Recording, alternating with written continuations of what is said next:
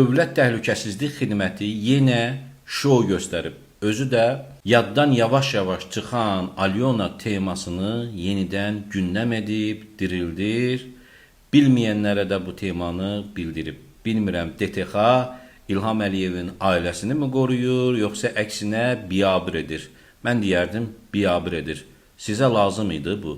Özü də yalan məlumatlar. Güya prezidentin ailəsini Alyonaya görə şantaj edir kimsə. DTX-nın yaydığı videoda FS var, üzlərini də bağlayıblar. Bilirsiniz kimdir? Fərid Salmanov adlı bir nəfər. Vurub döyüblər, pis günə salıblar, ağzını da partladıblar, üzünü də bulanıq göstərirlər. Güya bunlar məhkəmə qərarı olmadığı üçün adını açıqlamır, üzünü göstərmirlər. Ki, saxlanılan şəxslə bağlı məhkəmə hökmü olmadığından biz reportajda onun adını çəkmirik və üzünü də göstərmirik. Həmin adamın Facebook səhifəsini tapdım. Elə həmin köynəkdə Fərid Salmanov. DTX həmişə olduğu kimi yalan xəbər yayıb.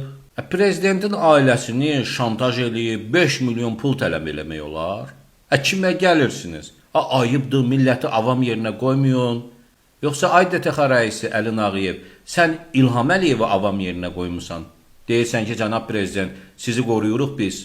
Gedib bir bədbəxti tutublar, şillətəpi işgəncə ilə boynuna qoyublar, adına da saxta yazışmalar çıxardıblar, güya DTX iş görür.